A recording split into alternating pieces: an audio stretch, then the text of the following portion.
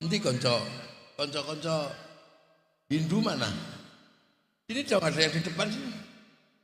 Sini. Di depan sini. Jejer Pak Bupati. Nah. Monggo sini. Itu Assalamualaikum warahmatullahi wabarakatuh. Bismillahirrahmanirrahim. Bismillah, alhamdulillah, wassalatu wassalamu ala rasulillah Sayyidina Muhammad ibn Abdillah wa ala alihi wa ashabihi wa azwajihi wa dzurriyyatihi wa ahli baitihi wa man tabi'ahum bi ihsan ila yaumil qiyamah. Para alim, para ulama, para habaib, para kiai, seluruhnya yang hadir yang saya hormati, Pak Bupati,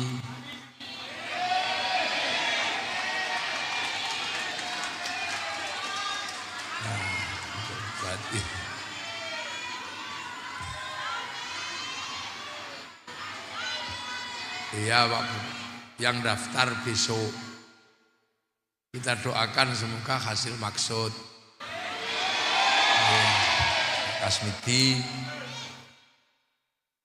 yang kebetulan nanti jam 12 malam juga ulang tahun.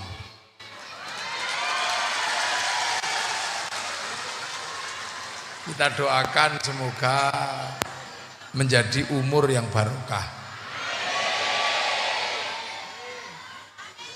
Seluruh jamaah Majelis Taman Pendidikan Al-Quran yang hadir, yang tergabung dalam majelis apa? PKP RMI, pengurus organisasi Islam yang hadir dari NU, Muhammadiyah atau yang lain yang hadir, teman-teman parisada Hindu yang saya hormati, para hadirin wal hadirat yang berbahagia. Ya, sone ojo ngaknit to Kang.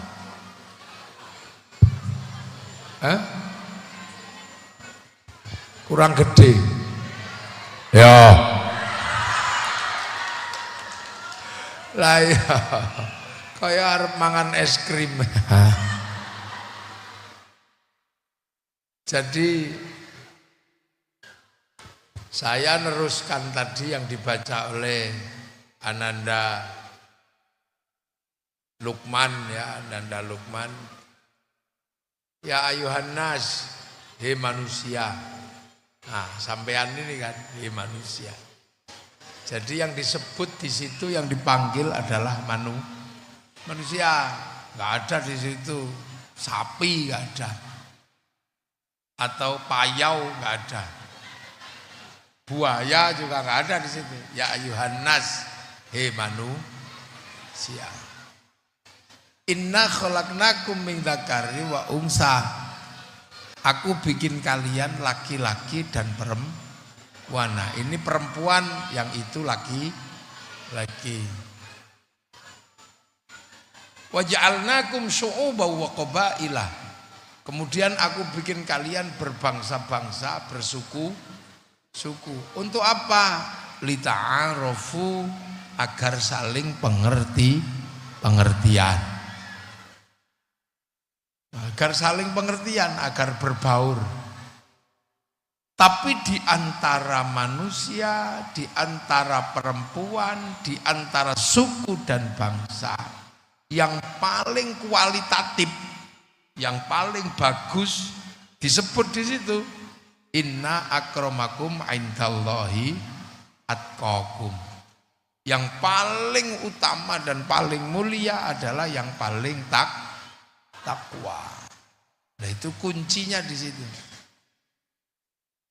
Nah, jadi manusia sudah, jadi perempuan sudah, jadi laki-laki sudah.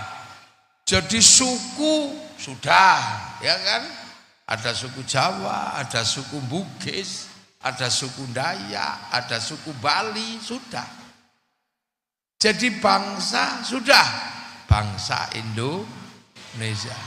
Jadi kita ini termasuk manusia yang sudah komplit. Tinggal apa? Tinggal menuju ke puncak manusia yang paling baik, yaitu yang paling takwa. Nah, untuk menciptakan manusia yang benar-benar manusia, itu syaratnya banyak. Harus aman, harus damai. Itu agar manusia iki goleke mix sing rada peka ngono lho, aja kok. Lah aku kon ngene terus ya kesel ya. Ya kadang ngene, kadang ngene. Denger kan? Denger cuman asal gak rame aja denger. Ya. Jangan terlalu banyak eko. Ekone kurangi kan nanti terlalu enak didengar. Dah. Ya. Ya Allah. Jadi semua sudah, tinggal melangkahkan diri menjadi orang yang bertakwa.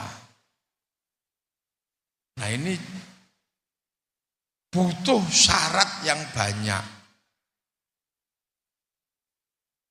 Makanya syarat yang banyak itu harus dipenuhi. Cara memenuhinya kayak apa? Ya, manusia harus merdeka. Kalau manusia itu enggak merdeka, jadi manusia itu susah.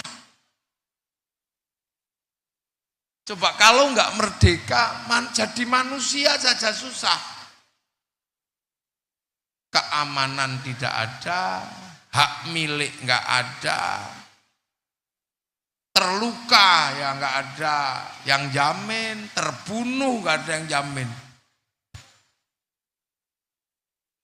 Jadi wanita dan laki-laki juga susah kalau enggak merdeka. Karena apa? Ya bisa direbut di tengah jalan. Yang perempuan enggak punya keamanan dan ketentraman. Jadi suku juga susah kalau enggak merdeka. Karena apa? Saling menyerang. Saling menyerang, saling menindas. Makanya dulu sebelum kita merdeka, jadi manusia juga susah. Belanda suka-sukanya aja dia merasa lebih kuat. Dia merasa lebih berkuasa, maksa orang sesukanya.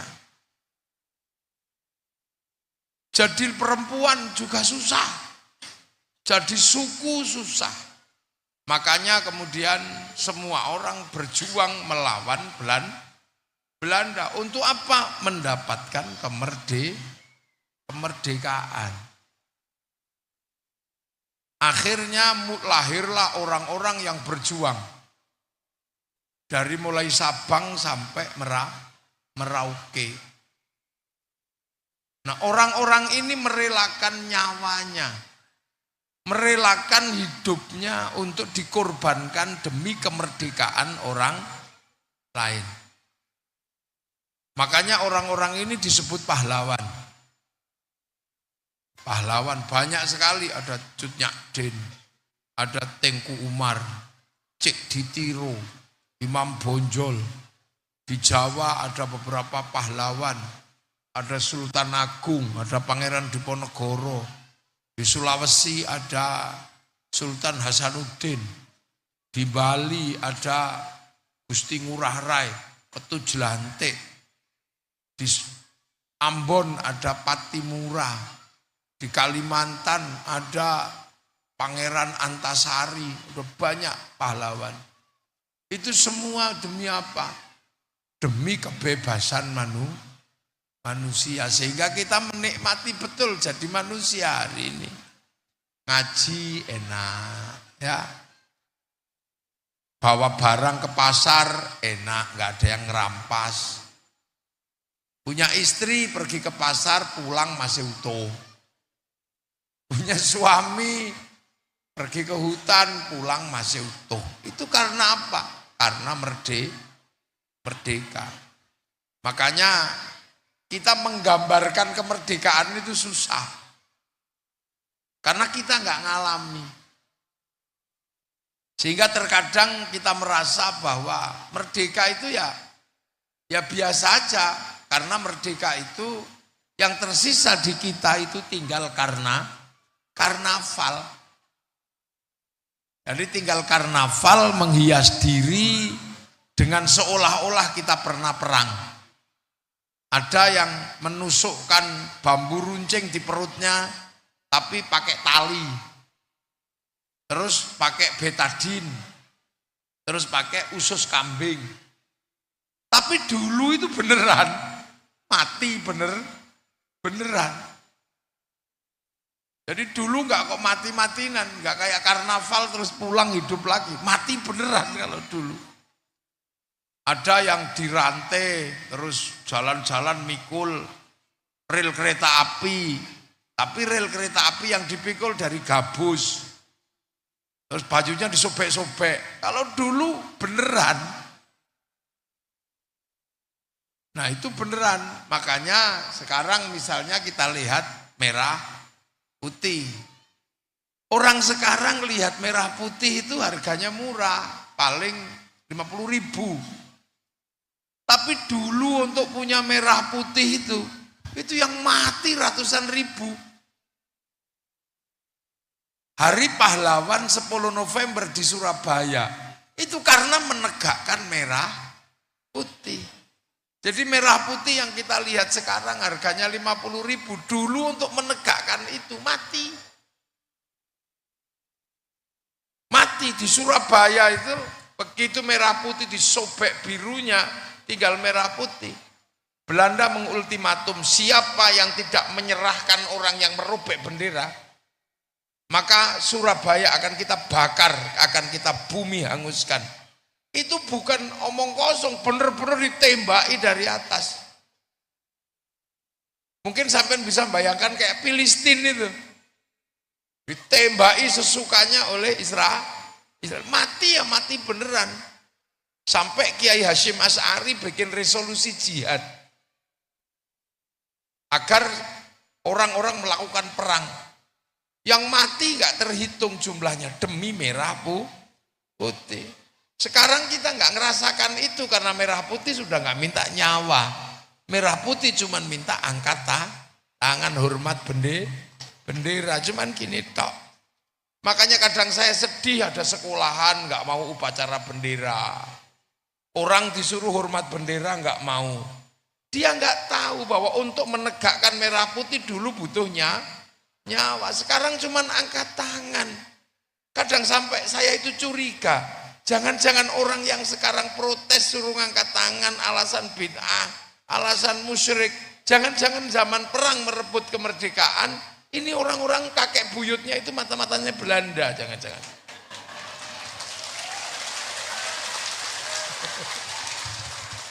Jadi jangan-jangan ada gen pengkhianat itu di dalam dirinya. Sehingga hanya sekedar untuk hormat itu.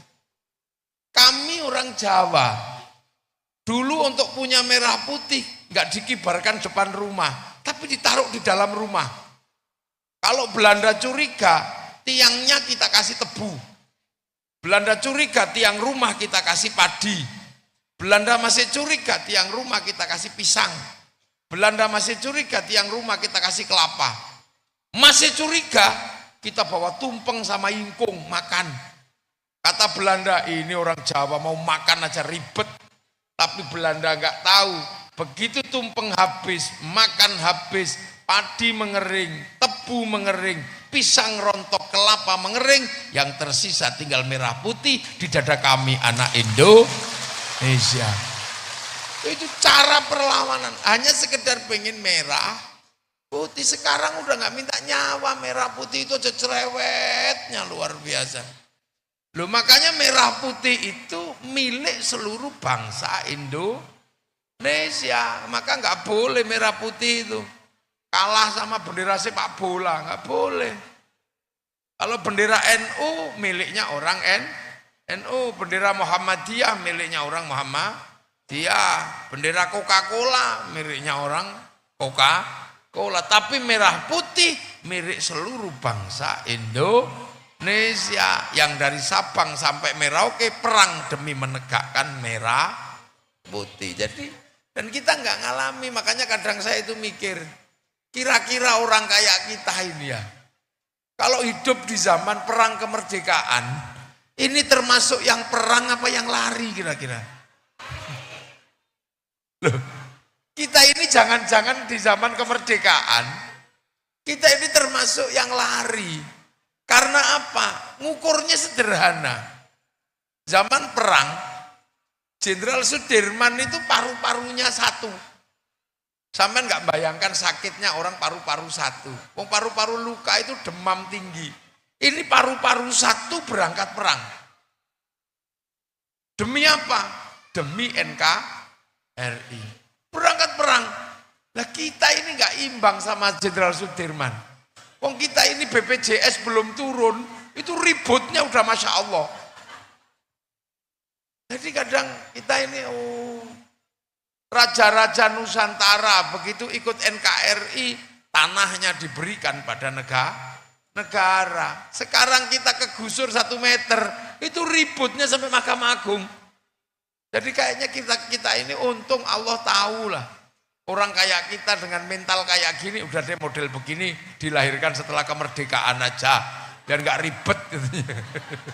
Loh. Maka kita bersyukur bahwa dulu ada orang-orang yang memperjuangkan kemerdekaan. Tapi karena kemerdekaan itu semuanya ikut berjuang, maka Bung Karno nggak berani terus mengatakan kita bikin negara Indonesia. Nggak ada di situ. Bung Karno tetap menyebut atas nama bangsa Indonesia. Jadi negara ini berdiri atas nama beberapa bangsa dan suku. Ada bangsa suku Sumatera, bangsa Jawa, bangsa Kalimantan, bangsa Sulawesi, bangsa Irian, bangsa Maluku, bangsa Timur, semua terlibat. Nah bangsa yang terlibat ini sejak kapan adanya? Ya sejak dulu. Sebelum kita 17 Agustus merdeka, bangsa ini sudah berisi bangsa-bangsa yang banyak, suku-suku yang banyak. Sama kayak Aqua. Aqua ini dibungkus kemarin, tapi airnya ada semenjak adanya dunia. Ayo. Ini wadahnya aja yang baru, tapi airnya lama. Bangsa-bangsa kita juga sudah ada. Bahkan Kalimantan Timur ini adalah termasuk bangsa yang tua. Karena apa? Punya kerajaan tertua di Indonesia, namanya Kutai Kartanegara. Jadi sampean ini orang yang hidup di tempat kerajaan tertua di Nusantara. Agamanya apa? Hindu. Nah model begitu itu dulu. Nenek moyang sampean ya gitu dulunya. Ya kayak gitu. Ubel-ubel gitu. Nah kalau yang sekarang ubel-ubelnya begitu. Sama aja ubel-ubel kan. Jadi dulu agamanya juga Hindu. Makanya ketika kemerdekaan itu agamanya banyak, sukunya banyak. Dan kita termasuk orang yang tahun 300 sudah bisa bikin negara. Artinya kita bukan bangsa yang sembrono. Kita bukan bangsa yang baru kemarin sore. Rasulullah itu lahir tahun 571. Itu orang Arab masih disebut jahiliyah. Tahun 300 di sini sudah punya peradaban. Dari sini Mula Warman punya anak Dewa Warman, geser ke ujung kulon bikin kerajaan Saloka Negoro. Punya anak Purna Warman geser Jawa Barat, bikin kerajaan Tarumanegara. Punya anak Senasanaha geser Galuh, bikin kerajaan Galuh. Punya anak Sanjaya bikin kerajaan besar namanya Mataram. Bikin Borobudur, bikin Prambanan dan sekitarnya itu. Sampai akhirnya kemudian bangsa itu geser yang ke barat, Wangsa Sailendra dipimpin Balaputra Dewa, bikin besar kerajaan Sriwijaya. Yang geser ke timur, membuat kerajaan besar Kadiri sama Doho, Usindo. Dari situ lahir kerajaan besar namanya Singasari. Singasari mampu menaklukkan kekuatan dunia. Apa? Dunia dihancurkan Mongolia. Eropa dihancurkan Mongolia. Arab dihancurkan Mongolia. Cina dihancurkan Mongolia. Tapi ketika Mongolia menyerang Nusantara, hancur oleh kerajaan Singasari. Jadi satu-satunya negara di dunia yang pernah menghancurkan Mongolia, negara Nusantara. Sampai akhirnya jadi Majapahit. Dan Majapahit menemukan suku berbeda, bangsa berbeda. Akhirnya rukun jadi satu, Bhinneka Tunggal Ika. Itu ada sebelum ada Indonesia. Jadi bangsa ini sudah bangsa yang maju. Makanya kalau kita punya cerita-cerita, semuanya punya. Orang Eropa punya kisah cinta Romeo Juliet. Ya kan? Orang mana? Orang Arab punya Kais Laila. Orang Cina punya Sampai Ingtai. Orang Kalimantan juga punya kisah cinta Lambung Mangkurat dan Junjung Bui. Lu punya semua. Loh, jangan dikira kita nggak punya. Sana punya orang kuat. Orang Indonesia punya orang-orang kuat, ada Bantung Bondowoso, ada apa. Sana punya ibu tiri kejam dalam kisah Cinderella, kita punya bawang putih, bawang merah. Lu punya, mereka punya binatang bisa ngomong, kura-kura ninja. Termasuk Tom and Jerry, kita punya kancil nyuriti timur. Loh, apa yang kita nggak punya? Semua kita punya. Ya kan? Bangsa yang riang gembira adalah bangsa yang suka bernyanyi. Bernyanyi pasti punya alat musik. Orang Arab punya alat musik terbang. Terbuat dari kayu dan kulit. Bikinnya gampang. Kayu tinggal bolongi, template kulit beres. Orang Eropa punya gitar. Kayu dan tali. Kayu tinggal motong, tali tinggal narik. Udah gampang. Tum, dam, dum, tum, dam, dum. Ber. Jadi... Tapi bangsa Nusantara punya alat musik gamelan terbuat dari logam. Artinya hanya bangsa yang menguasai ilmu pertambangan yang maju dan penguasaan metalurgi yang mapan mampu membuat alat musik dari logam. Ini nggak ada yang cerita sekarang. Makanya kita selalu menganggap bangsa kita ini bangsa kecil, bangsa jelek. Semua sastra dunia mengakui bahwa tidak ada satupun prosa yang panjangnya mengalahkan panjangnya prosa Indonesia. Dari mana? Sastrawan Bugis menulis prosa Lagaligo sebagai prosa terpanjang dunia. Duh. Itu ada di Bugis. Jadi jangan dikira orang Bugis gak beradab. Makanya orang Bugis dari dulu sudah beradab, maka layak mimpin menjadi bupati di gitu. Sama Jawa juga sudah beradab sedemikian lama. Bulang itu Bugis, Kasmidi itu Jawa. Jadi ini Indonesia, makanya kita ini bukan bangsa yang kecil, bangsa besar. Makanya kita ini enak karena apa? Bangsa kita sudah bangsa yang beradab. Makanan kita punya, rumah kita punya modelnya, apa yang dimiliki dunia kita punya. Makanya jangan pernah minder jadi orang Indonesia. Nah, terus kemudian bangsa-bangsa yang bangkit itu dijajah Belanda. Nah, Belanda ini ya bunuh orang sesukanya. Akhirnya bangsa-bangsa, suku-suku ini ngelawan. Sampai akhirnya kemudian perlawanan itu gagal berkali-kali karena tidak bersatu. Tapi begitu bersatu, Belanda kalang kabut. Awal kapan persatuan? Sumpah Pemuda. Berbeda-beda suku, bangsa, agama bersatu. Satu nusa, satu bangsa, satu bahasa. Tanggal 28 Oktober 1928. Duh, itu enggak mudah. Jadi jangan dikira kenapa Palestina itu sampai sekarang masih dijajah.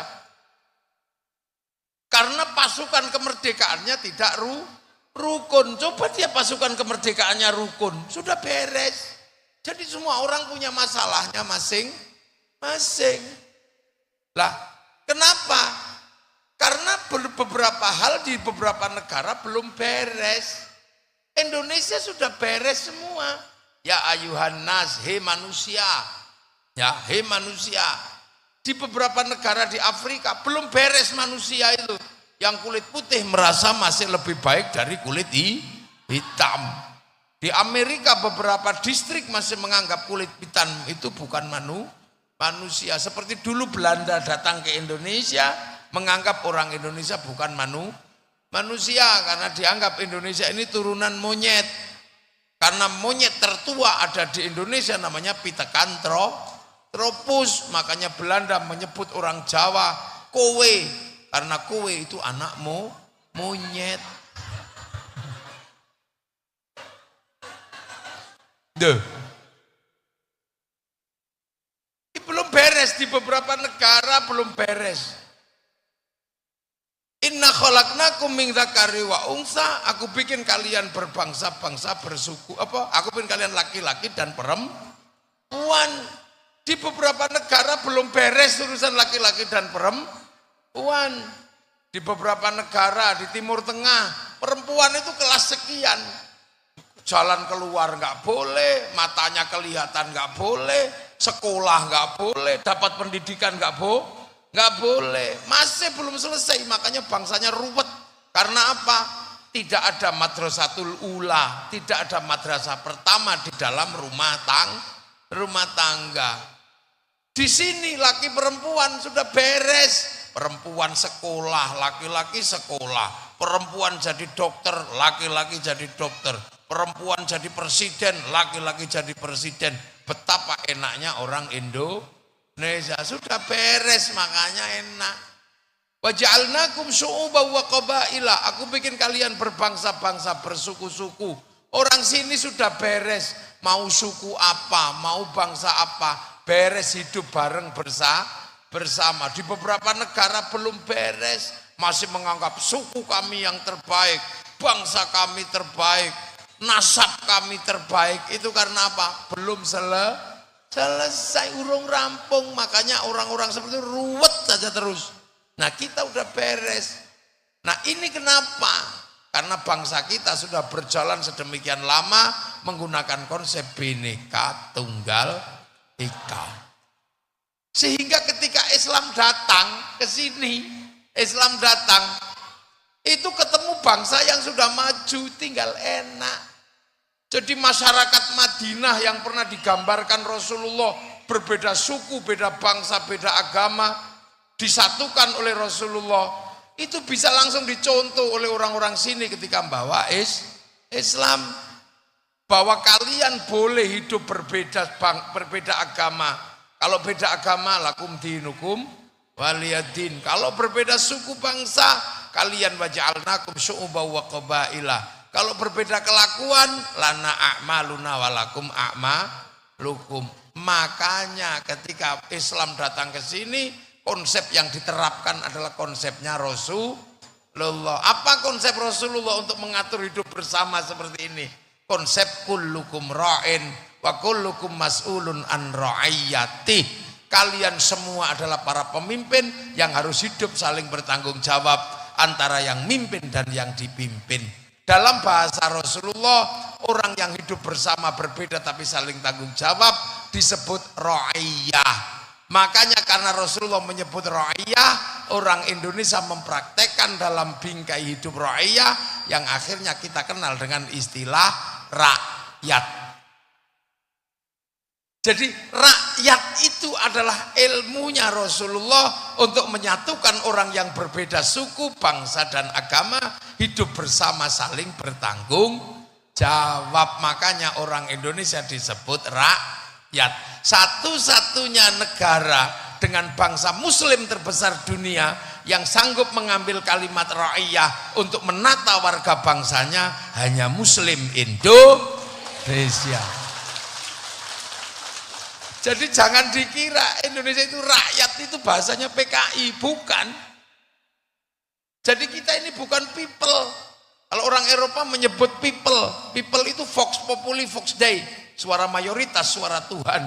Begitu dia mayoritas, dia jadi diktator mayoritas. Makanya khilafah nggak cocok di negeri ra'iyah, ikhwanul muslimin nggak cocok di negeri ra'iyah. Kita juga bukan komunis. Kalau komunis itu proletar. Begitu proletar dia diktator proletar. Dan kita ra'iyah. Makanya bisa berbeda suku, bangsa, agama, hidup rukun berdampingan dengan nama rakyat.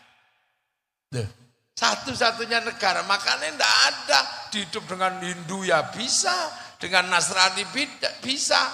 Dan kita yang mayoritas melindungi yang minoritas. Makanya ra'iyah itu bisa mimpin dan bisa dipimpin. Jadi jangan pernah khawatir kaum muslimin yang mayoritas akan menindas. Enggak, karena konsep ra'iyah melindungi perbedaan akan hidup saling bertanggung jawab. Ini Indonesia yang kadang orang nggak ngerti. Makanya anak-anak muda yang baru belajar tiba-tiba negeri ini tohut. Itu karena dia nggak ngerti konsep ra'iyah, rakyat itu. Nah, ra'iyah itu kalau ngumpul namanya musyarakah. Musyarakah itulah yang sekarang disebut sebagai masyarakat. Makanya Indonesia disebut masyarakat karena musyarakah. Terjadi persekutuan, saling tergantung, saling mengisi. Contohnya konsep musyarakah itu, saya kiai. Ya, kiai itu pondok ngajar sholat. Kiai cuman sampai di sholat aja. Tapi kalau sudah berbicara tutup aurat sebagai wajibnya rukun wajibnya sholat, maka kemudian kita udah nggak bisa mikir. Syaratnya sholat kan nutup aurat. Apa kiai masih bisa mikir? Nggak bisa. Kain sudah bukan wilayahnya kiai karena ini urusannya pabrik kain. Pabrik kain kebetulan diurus sama Cina. Makanya kiai nggak boleh suka ngamuk sama Cina. Karena Cinanya pergi, kiainya udah. Loh, itu konsep musyarakah. Kiai cuma nyuruh wudhu. Tapi wudhu diurus sama air. Air sekarang diurus pipa sama sanyo. Kiainya ngurus wudhu, pipa sanyonya diurus mas pion. Maka kiai nggak boleh suka ngamuk sama itu konsep musyarakah. Makanya zaman Rasulullah ya enak, ada Yahudi, ada Nasrani, enak. Ayo bikin masjid, ya cuman perintah aja. Pasir ngambil di sungai, batu ngambil di gunung. Tapi tegaknya batu dan pasir karena besi sama semen. Yang lain diurus kiai, semen diurus pabrik, besi diurus Krakatau Steel. Makanya jangan ngamuan sama industri. Harus belajar bagaimana ikut membangun industri. Pergi haji, cuman nyuruh aja haji. Tapi begitu berangkat harus pergi ke bank. Karena apa? Pilotnya nggak mau nerima UNH. Makanya kiai jangan mengharamkan bank, nanti nggak jadi pergi haji. Lah itu konsep musyarakah. Setelah bayar ke bank, pergi haji diantar ke mana? Ke bandara asrama haji, yang nganter pulang, yang haji naik pesawat. Seluruh perusahaan pesawat itu punyanya Yahudi zaman Nasrani. Makanya jangan suka Yahudi habisi dari muka bumi. Kalau Yahudi habis kamu pergi haji, renang. Lah ini konsep musyarakah. Makanya nggak ada kiai kok dikit-dikit haram, musyrik. Itu biasanya ustadz freelance. Nggak ada umatnya subscribe itu biasanya. Saya ini jelek-jelek Surya NU, umatnya ada. Jadi nggak bisa kiai itu mudah dalam konsep musyarakah saling menafikan, nggak bisa. Iya kan? Loh itu. Makanya konsep musyarakah ini memang konsep yang harus dipahami dengan hati terbuka. Makanya kerakyatan itu dipimpin oleh hikmah. Hikmah itu kejembaran hati. Makanya bahasa Pancasila itu kerakyatan itu harus dipimpin oleh hikmah, oleh orang-orang yang luas hatinya dan jernih sehingga nggak dikit-dikit ngamuk. Loh karena apa? Agama itu kata Rasulullah, mayyuridillahu bi khairan yufaqihu fiddin. Siapa yang dikehendaki menjadi baik oleh Allah dikaji ngerti urusan agama lah. Khairan di situ nakiro. Khairan kalau nakiro maknanya khairan kamilan, kebaikan yang sempurna.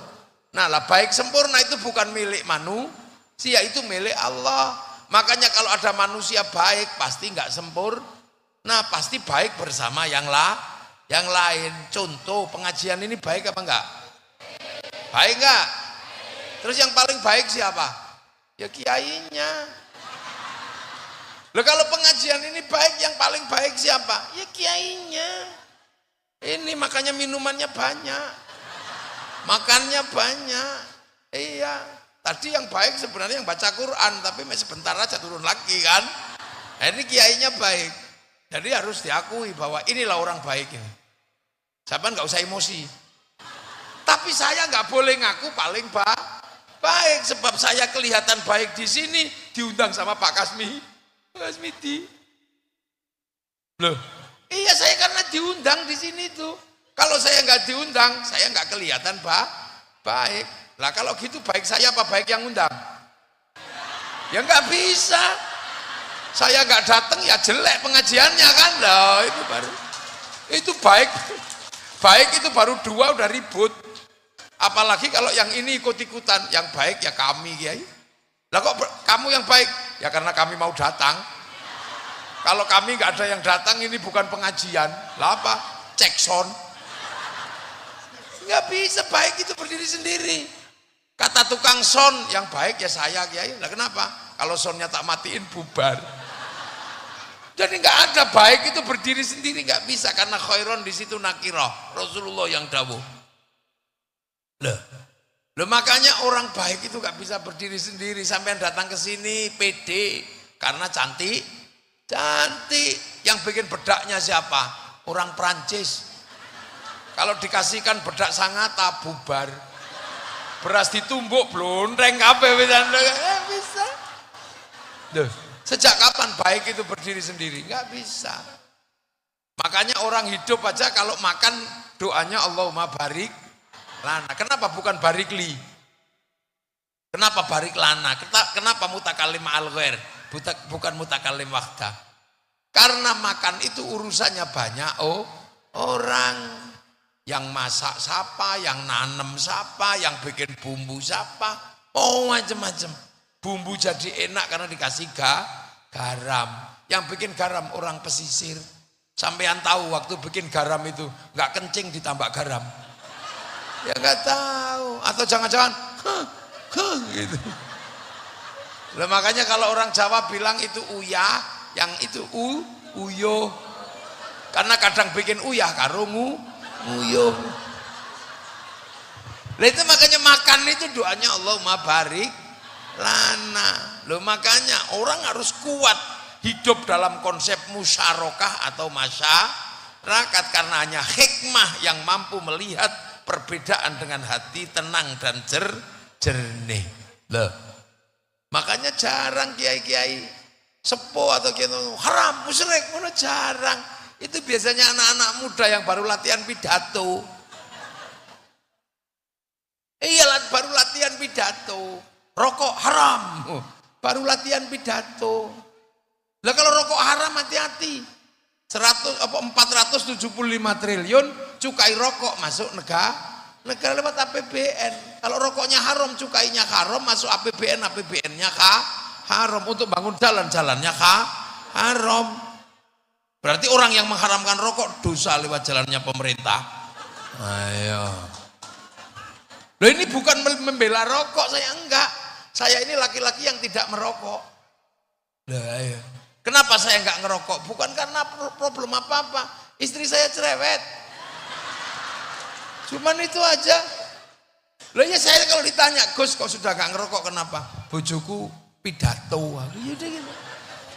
Loh, masa sama istri kalah? Bukan persoalan kalah. Ini persoalan cinta. Ini persoalan cinta. Orang kalau cinta apapun permintaannya selagi kita bisa pasti kita turuti. Lah iya kan? Lah iya kan memang kesalahan laki-laki kan itu. Kenapa laki-laki salah jatuh cinta? Karena itu aja. Karena begitu jatuh cinta laki-laki bilang saya terima. Lah ya salahnya diterima. Perempuan pernah menerima? Enggak kan? Yang laki-laki kan yang menerima. Ya kalau menerima ya dengan segala konsekuensinya, sak cerewetnya, sak ngamuannya, sak gendutnya, apa terima semua. Begitu Pak Kasmiti kalau konsep agama, wong yang kita nerima kok. Lah iya, makanya laki-laki itu berat laki-laki karena yang nerima itu. Misalnya sampean tiba-tiba hamil. Beranak, terus besoknya aku nggak mau nyusui, boleh itu perempuan itu, boleh. Tugas laki-laki carikan susu, asal jangan yang sama.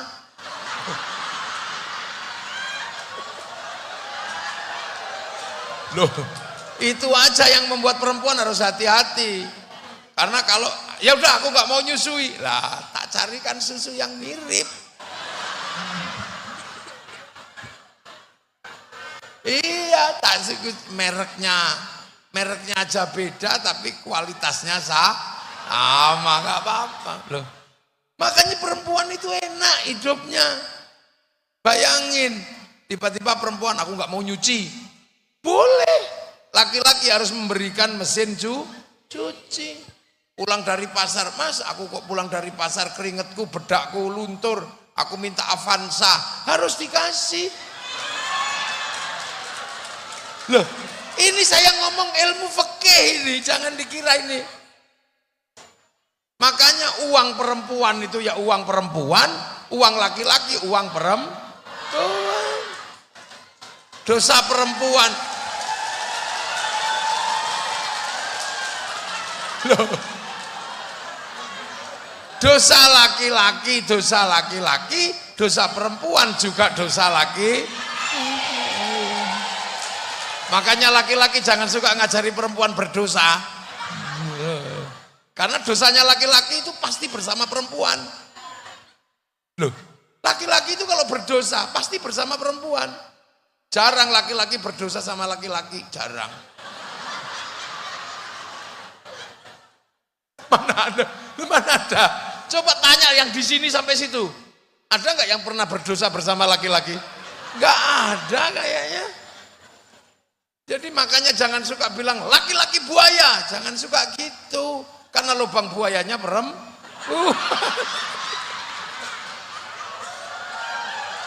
Lah iya.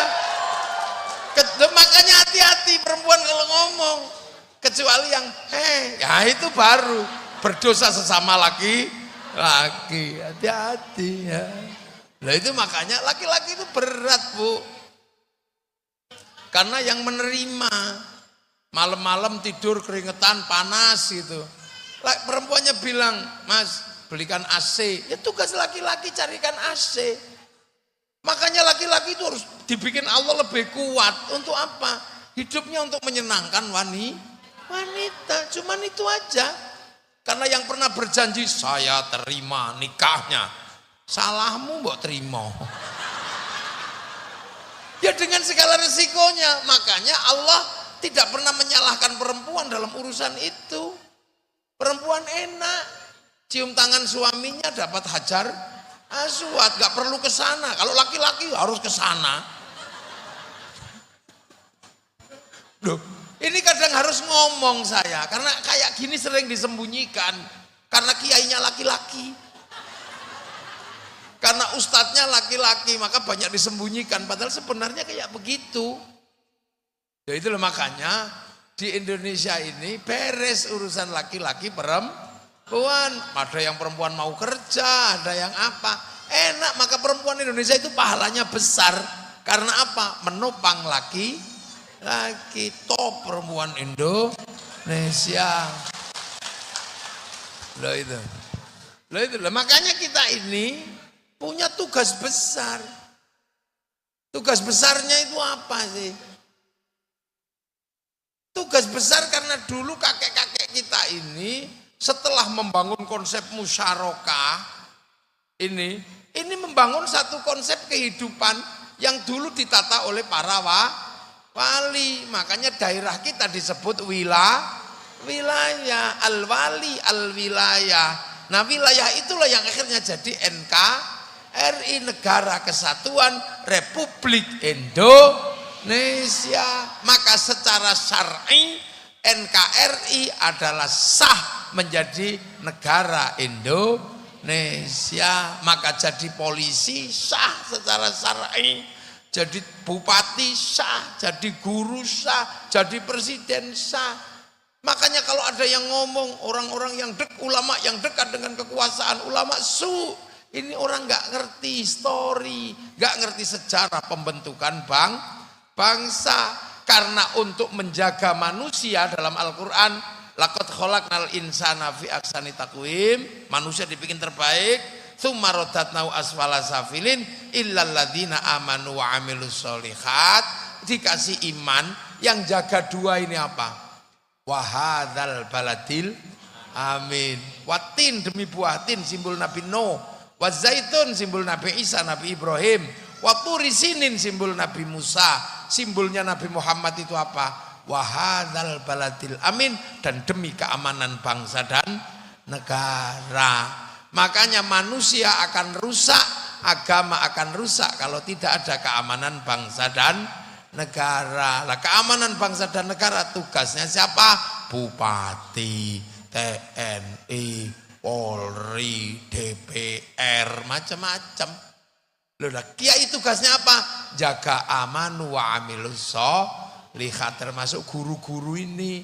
Makanya polisi jangan terlalu rajin sholat duha.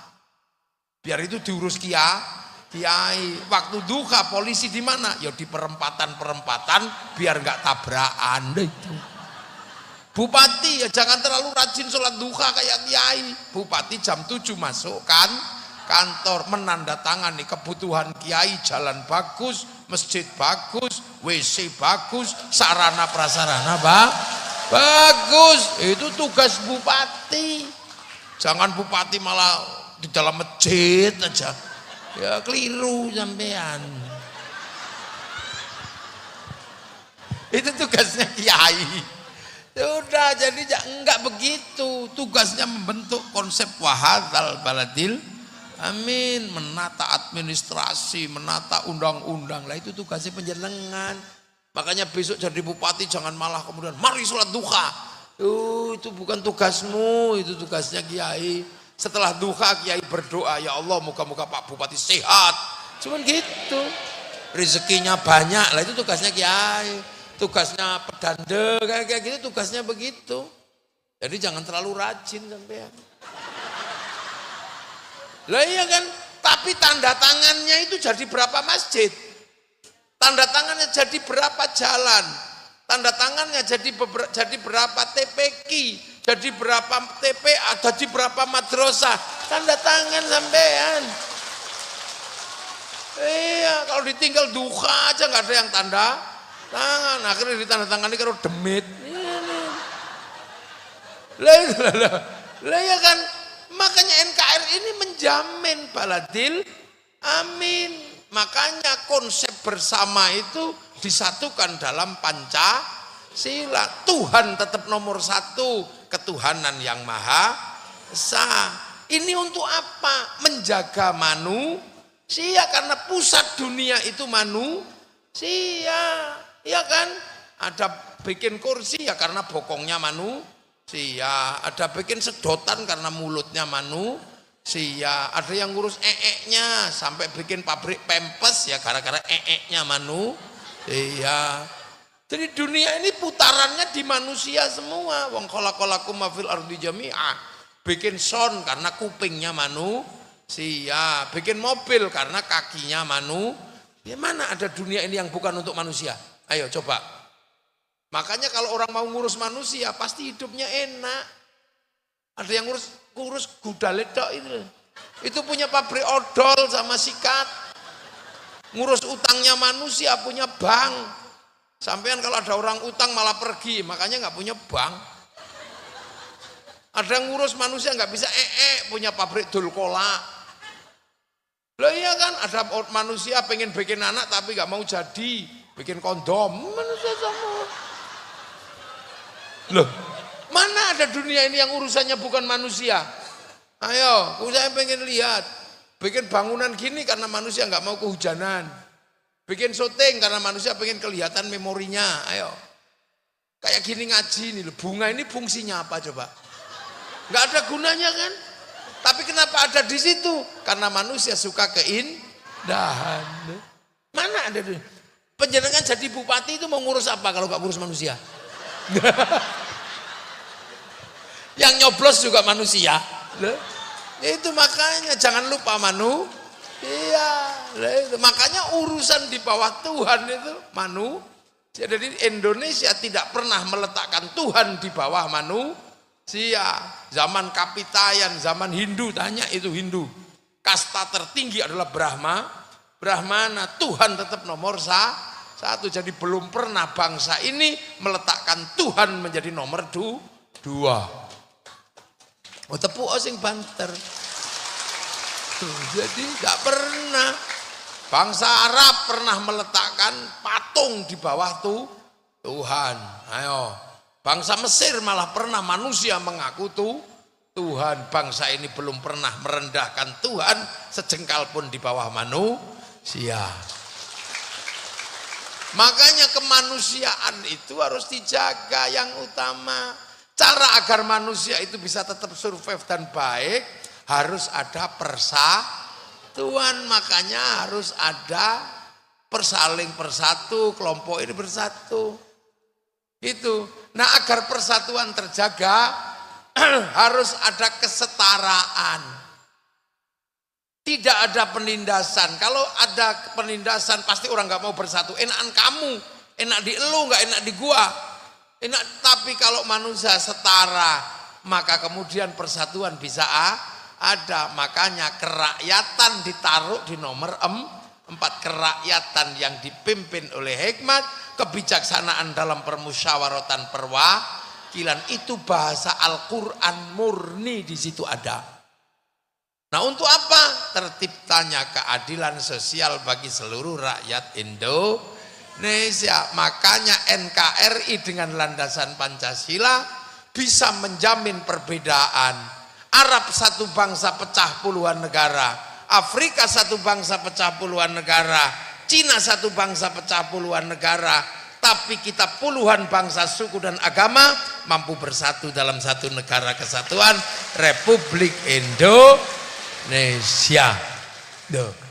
Makanya kita jaga persatuan itu loh. Maka kiai itu kalau ngomong ngurusi agama pasti mengedepankan persatuan. Wa'tasimu bihablillahi jami'an wa la tafarraqu. Makanya kiai doa, enggak mau sendiri, doanya bareng. Kiainya yang doa, santrinya yang amin. Kalau kepanjangan amin, kiainya paham walhamdulillahirabbil alamin. Begitu yang berdoa semakin banyak dibawa ke alun-alun sangatan, namanya istighosah kubro. Yang doa-doa seluruh ro'iyah terlibat, nggak ditanya agamamu apa, bisa datang. Ada yang jual bakso, ada yang jual soto, ada yang jual balon, ada yang jual makanan dan pernak-pernik apa istighosah. Akhirnya apa? Persatuan terjaga, roda ekonomi berputar. Itu cara agar kita tetap bersatu. Sholawat tadinya sendiri-sendiri. Ya Rasulullah salamun alaika. Ada yang begitu. Ada yang suka India. Ya Rasulullah salamun alaik. Ya Rafi Asya. Tumhiyo mata. Aduh tumhiyo India ini. Yang orang Jawa, ya Nabi salam alaika, ya Rasul salam salam. Orang yang itu, yang Sunda, ya Nabi salam. Oh bukan Sunda itu, apa itu? Ya Rasulullah salam, salamun alaik, ya Rafi'a syaniwan. Niwadaroji adafataya jiratan ratal alami yauhailal ju eslilin majajar. Yang orang Banjarmasin, ya Rasulullah salamun alik munalik ya Rafi'a saniwa daroji adafataya ratal alami yauhailal ju. Ya uhailal judi wal karami, kota baru gunungnya Bameka. Akhirnya ya kan, terus akhirnya ya sudah jangan sendiri-sendiri, mari bareng bareng akhirnya kumpul di alun-alun Sangata bersolawat, semua terlibat di sana ya kan, jual slayer laku, jual spanduk laku, sampai gagang pancing lah. Ini roda ekonomi rukun. Itu caranya ulama menjaga persatuan. Ada orang mati ngumpul sampai 7 hari, sampai 100 hari, terus khol tahunan, laku semua, roda ekonomi berputar. Ziarah makam wali, akhirnya bis pariwisata laku, elep laku, nyambut tamunya wali, jual nasi laku, jual katok laku, sampai copet bisa hidup di makam para wali. Hebatnya Indonesia. Negara lain nggak punya kayak gitu, Indonesia punya. Terus di makam-makam kan rukun ilah hadratin Nabil Mustafa Muhammadin sallallahu alaihi wasallam Fatihah. Itu belum selesai sudah ngumpul lagi sebelahnya sakbis. La ilaha illallah, la ilaha illallah.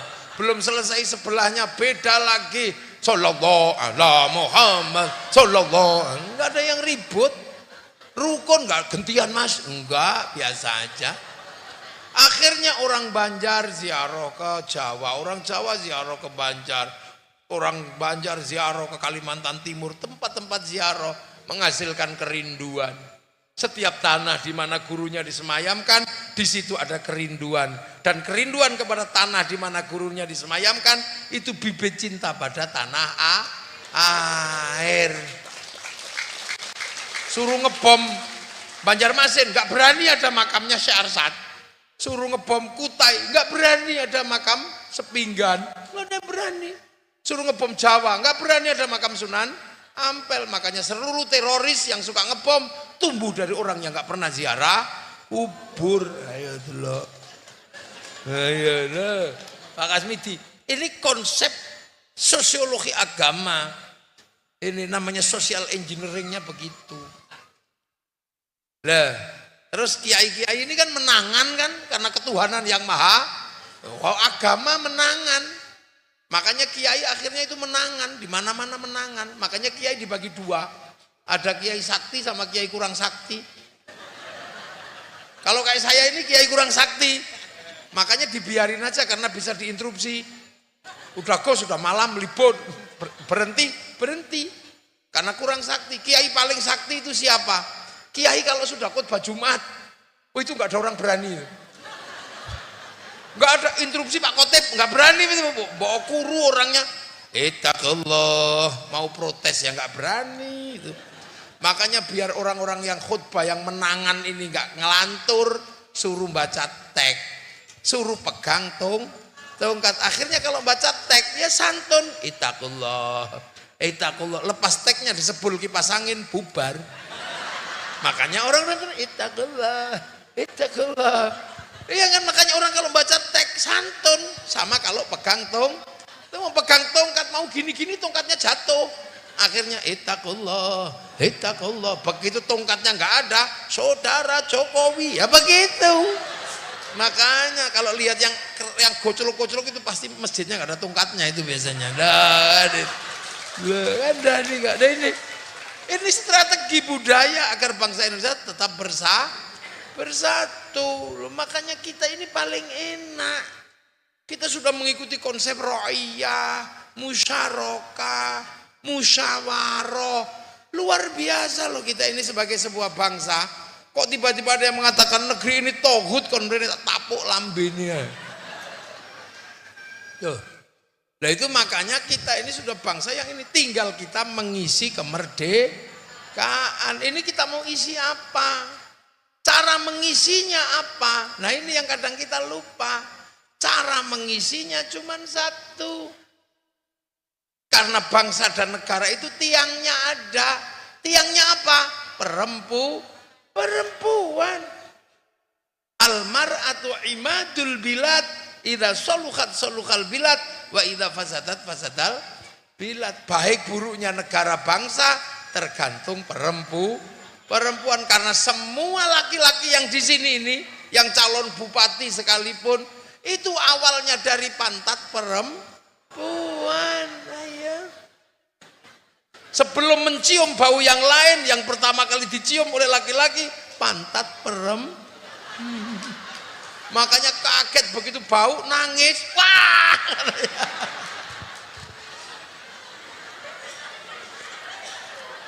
Loh, iya, anak manusia siapapun sebelum mencium yang lain, yang pertama kali dicium itu WC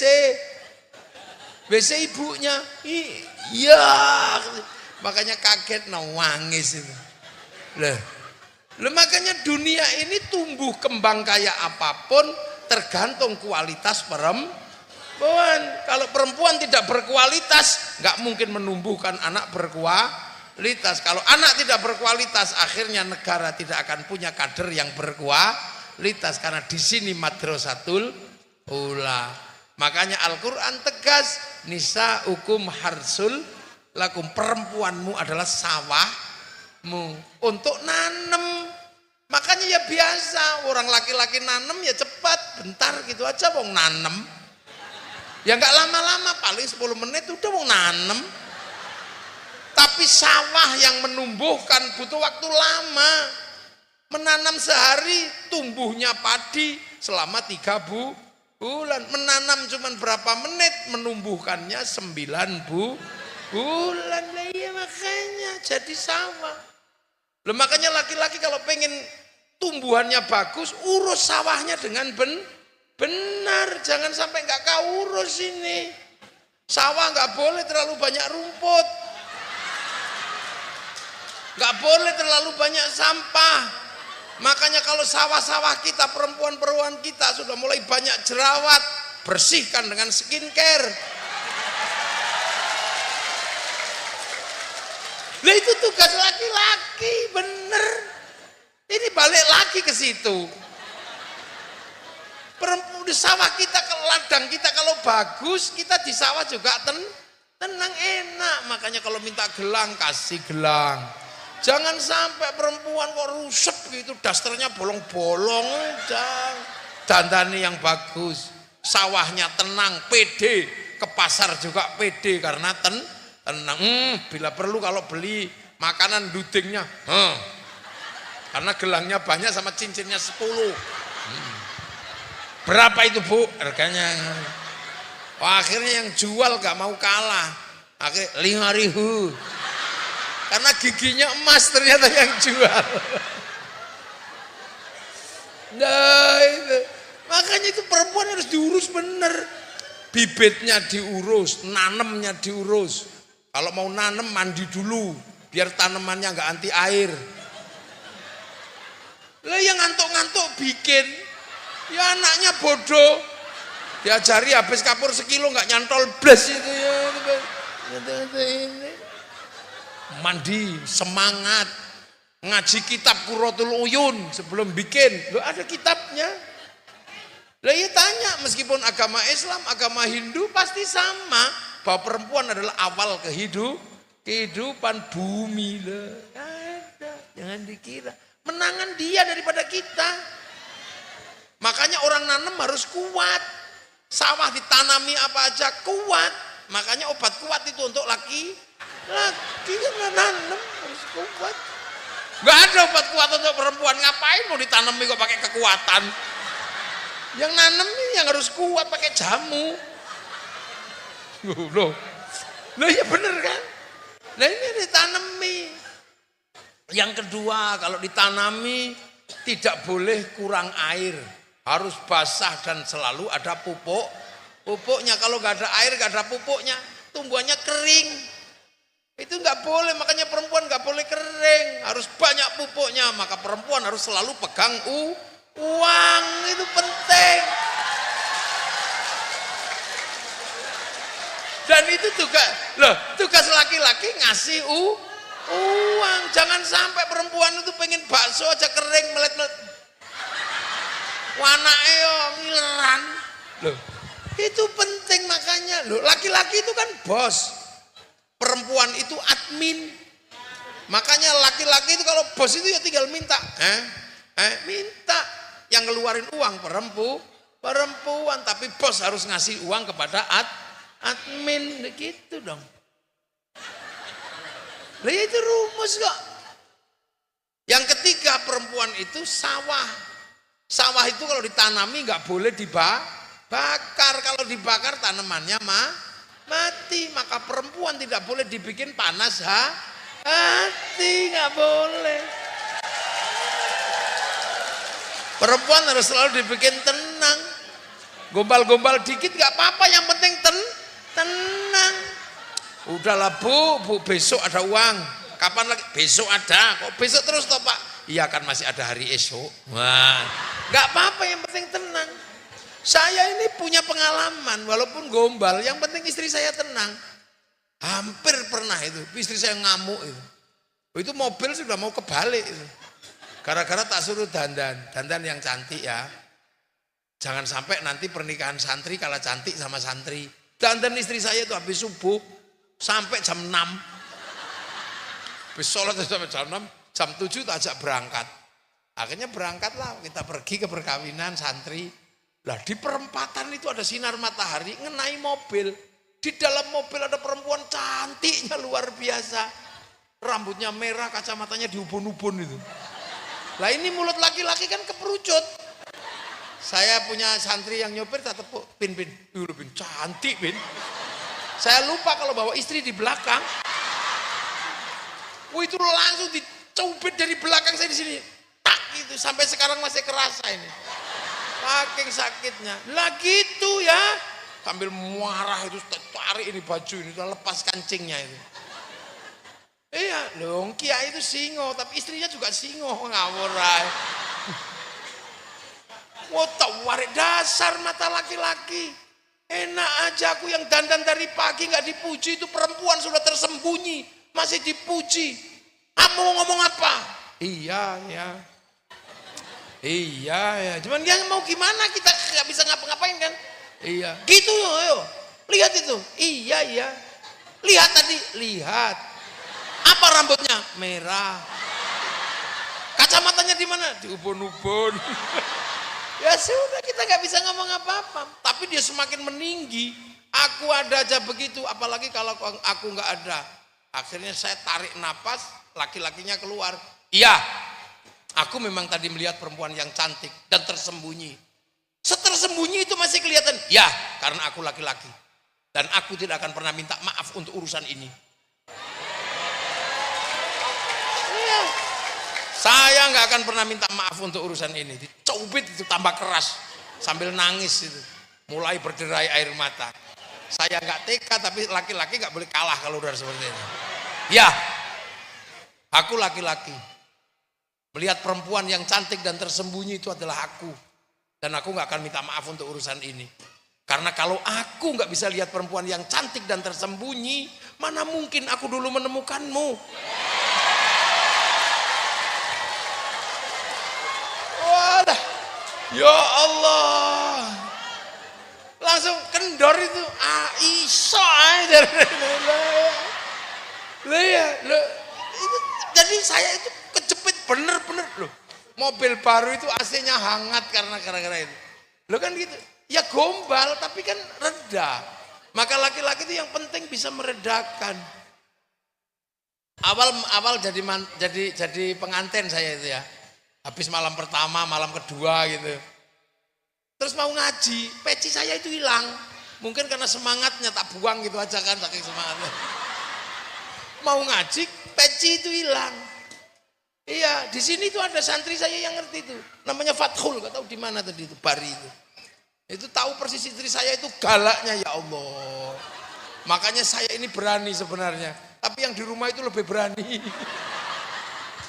Peci saya itu hilang, Bu. Akhirnya saya minta, mana ya peciku ya.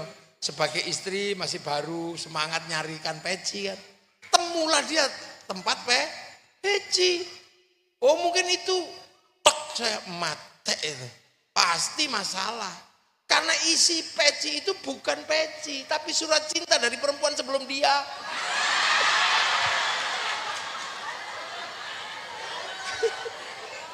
Begitu, saya, ini udah plus gitu, bener dibuka, kaget loh. Apa ini? Ya apa? Udah nggak jelas sudah. Ya apa? Kok ini apa?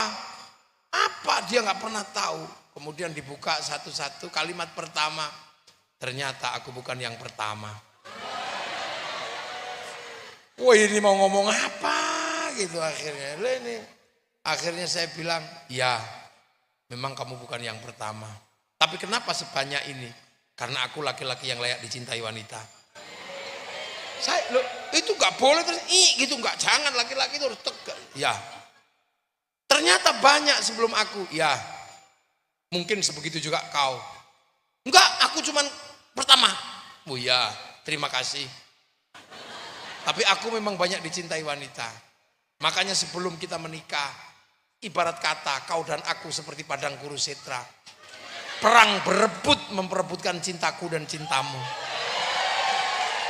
Ya apa adanya. Tapi perang itu sekarang berhenti, Dek, jangan kau ungkit. Aku masih lelah ini. Setelah menyelesaikan perang besar itu. Kenapa perang berhenti? Karena kamu pemenangnya. Wah, lega. Makanya saya selalu kasih saran. Sekarang kan banyak musim medsos kan. Mungkin Anda laki-laki punya pacar, punya istri, yang kalau ada masalah masih WA-an sama mantannya. Gak usah marah. Saya harap seluruh laki-laki kalau punya istri atau punya pacar WA-an sama mantannya, jangan marah. Kita ngomong apa adanya. Oh Dek, ternyata kamu masih WA-an sama mantanmu. Enggak kok Bang. Iya enggak apa-apa. Kalau kamu masih merindukan mantanmu, rindukan. Kalau kamu masih merindukan kekasih-kekasihmu yang dulu, rindukan. Kalau kau pengen hadirkan mereka dalam hatimu, hadirkan. Jangan kau hapus nama mereka dari hatimu. Karena sekarang tugasku yang akan menghapusnya. Ya, itu dong. Itu baru gagah. Itu jangan kau, enggak, hanya aku. Itu sawah nggak akan pernah bisa tenang. Loh, makanya ini, karena perempuan itu harus ditenangkan. Karena jadi perempuan itu berat. Karena saya pernah jadi perempuan dan gagal. Gak ada yang tahu ya. Saya ini pernah jadi perempuan dan gagal Pak Bupati. Makanya saya mengerti perempuan. Saya gagal jadi perempuan dulu. Jadi saya pulang ngaji, rumah itu berantakan. Saya marah sama istri saya. Kenapa rumah berantakan? Ya anakmu juga. Makanya jangan cerewet kalau belum pernah jadi perempuan. Terus kamu suruh jadi perempuan. Ya, coba sekali-sekali jadi perempuan. Oke, saya bilang gitu. Akhirnya terjadilah tanda tangan hitam di atas putih. Saya jadi perempuan, saya Ahmad Muafiq akan mengganti sebagai perempuan selama 24 jam. Tanda tangan nih, sudah. Habis itu jam 2 malam istri saya tak usir, udah kamu pergi. Minggat sana. Ini ada uang 10 juta. Iya, habiskan untuk makan sesenengmu. Bawa mobil yang kamu suka, bawa santri yang kamu suka. Mana kamu bawa perempuan santri satu untuk melayani kamu. Jangan pulang. Dah, sebelum aku telepon. Yes, kata dia. Pergilah dia. Akhirnya saya, jadi perempuan aja kok gampang. Akhirnya subuh bangunin anak. Biasanya istri saya kalau anak nggak bangun kan, nak bangun. Saya nak nggak ada yang bangun. Nah biasanya kalau nggak bangun dicubit sama ibunya. Saya ikut-ikutan nyubit, tendang saya itu. Ya Allah, oh nggak apa-apa gini aja kok. Bawa sapu tak pukuli satu-satu. Akhirnya nangis turun, ada yang bawa pempes, ada yang bawa ini. Ya Allah. Terus waktunya mandi tak semproti gitu. Yang paling kecil kepanasan. Nawang, nawang. Tak perlu nak maafin bapak. Udah selesai, kasih makan. Biasanya kan dijejer-jejer gitu. Terus pesawat terbang, ya gitu. Saya kasih makan kegedean. Wah, rusuh lah pokoknya rumah itu. Akhirnya jam 7 pagi waktu sekolah nggak ada yang bisa sekolah. Karena apa? Saya nggak ngerti sepatunya yang mana. Yang ngurusi dibawa pergi sama ibunya. Pusing ya itu. Akhirnya jam 8 tembok rumah itu sudah mulai dicat pakai lipstik ibunya. Remote pecah, TV sudah dibanting. Saya mau telepon harga diri. Saya mau telepon harga diri. Waduh. Akhirnya ada yang di bawah meja. Akhirnya jam 12:30 bener-bener harga diri sudah persetan lah. Nggak kuat saya jadi perempuan ternyata. Saya telepon istri saya, assalamualaikum. Nggak dijawab, cuman bilang nyerah nih ye. Akhirnya istri saya pulang. Begitu pulang saya pegang tangannya, tak cium 7 kali. Habis itu saya udah nggak pernah cerewet sama perempuan. Karena saya pernah gagal jadi perempuan. Baru 24 jam mate saya udah. Makanya sudah semenjak itu. Loh itu Ibu Ri. Loh jadi perempuan itu, makanya perempuan itu kalau ngomel itu sebenarnya buang sampah. Laki-laki tempat sampah. Makanya kalau sampah lagi dibuang, tempat sampahnya jangan ditutup. Nanti dibuang ke tetangga, kita pusing. Karena laki-laki itu tetap cinta istri daripada anak, Pak Bupati. Iya, nggak ada kalau kayak demi anak bohong. Anak bisa bikin lagi. Tapi istri itu benar-benar dicintai, laki-laki itu demi istri, nggak ada yang lain. Mau bukti? Pulang kerja, anak di pangku tetangga nggak ada masalah.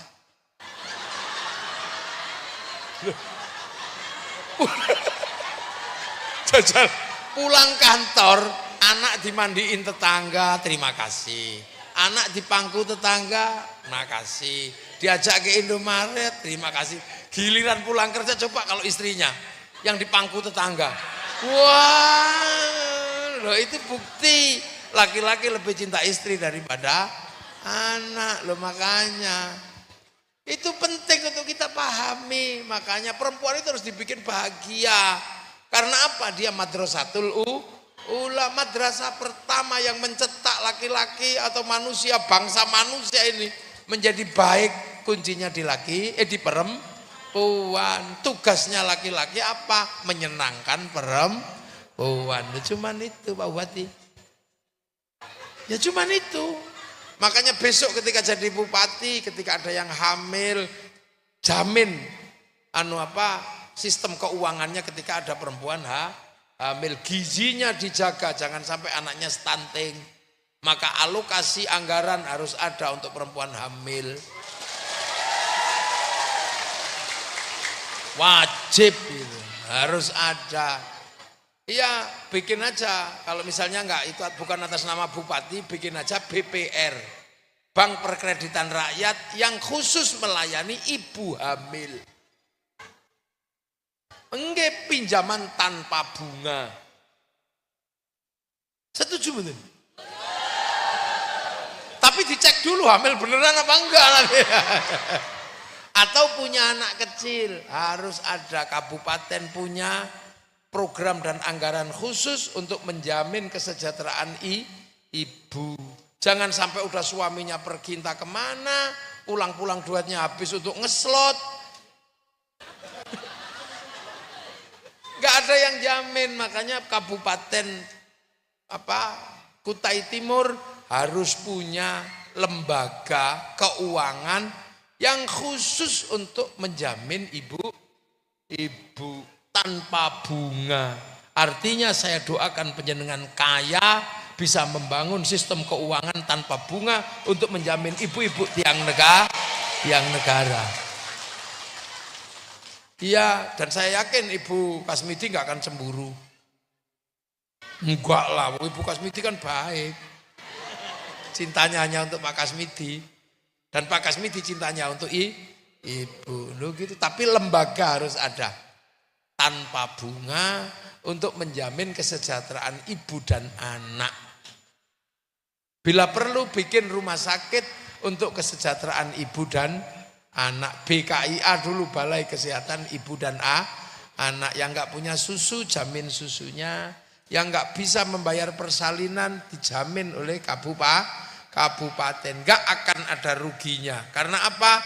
Akan lahir generasi-generasi yang hebat tanpa ada bayang-bayang ketakutan. Ini saya cuma minta itu aja, yang lain Pak Bupati lebih tahu. Sebagai seorang bupati nanti pasti lebih ngerti apa yang dibutuhkan. Tapi saya cuma minta itu. Kasih lembaga keuangan untuk menjamin kesejahteraan ibu dan anak. Itu penting. Siap loh? Siap loh, dengerin siap. Siap, Kiai. Oh, siap Kiai. Itu penting. Ya, ini bangsa. Makanya bangsa ini harus dipersiapkan dari semua lini. Sampai nanti semua orang bangga kepada bangsanya. Amerika coba, kebanggaan pada bangsanya kayak apa. Karena diceritakan mulai Wild West sampai The Last of the Mohican. Kalah dengan Vietnam bikin Rambo 1 sampai 6. Kalah dengan Cina bikin American Shaolin, American Kung Fu. Kalah dengan Jepang bikin American Ninja, American Samurai. Bahkan samurai terakhir dari Amerika namanya Tom Cruise dalam film The Last Samurai. Cina menceritakan bangsanya sampai mulai dari ular hijau sampai ular putih, dari Wong Fei Hung sampai Sun Gokong. Jepang menceritakan bangsanya samurai, nggak pernah ada habisnya. Diceritakan samurai mulai dari kecil, ada samurai X dengan tokohnya Rurouni Kenshin. Jepang bercerita seperti Malaysia menceritakan bangsanya lewat si Upin dan si Ipin. Bangsa Malaysia nggak boleh tercerai-berai karena di sana ada anak-anak India, maka Upin Ipin kenalkan tokoh kecil namanya Jarjit. Dia nggak boleh lupa ada anak-anak Cina, kenalkan Mei Mei. Dia nggak boleh lupa ada anak-anak Indonesia, kenalkan Susanti. Makanya dengan cara apa kita akan membangkitkan bangsa ini? Dengan cara menjaga kesehatan ibu, menjaga kesejahteraan ibu. Demi apa? Demi bangsa dan negara. Amma ba'du. Loh, muqaddimah selesai. Loh, ini saya belum mulai ngaji. Saya tadi sudah amma ba'du belum? Lah, ngaji itu kalau pembukaan selesai kan amma ba'du. Lah, ini belum, baru mulai muqaddimah. Tapi ya nggak apa-apa, udah tahun depan lagi kita teruskan. Nanti tasyakuran terpilihnya Pak Kasmidi jadi bupati. Semoga semua barokah dan manfaat. Kita punya bangsa semakin baik, kita punya negara semakin baik, punya bupati semakin baik, dan kita dalam ridha Allah Subhanahu wa taala. Al-Fatihah. Shiratal ladzina an'amta 'alaihim ghairil maghdubi 'alaihim waladdallin. Amin. Monggo Kiai Wahid.